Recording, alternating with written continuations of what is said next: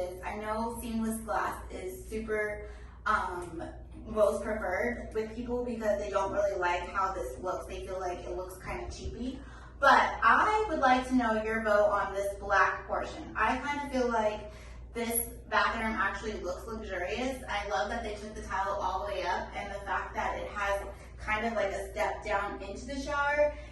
It creates just kind of some volume in here, and I kind of like this look. I feel like it looks very clean, and I don't feel like it looks cheap. So I want to know what you think, because I know a lot of people think that the glass that opens up like this, that is usually brass or brushed nickel, kind of looks cheap, and they prefer the seamless glass.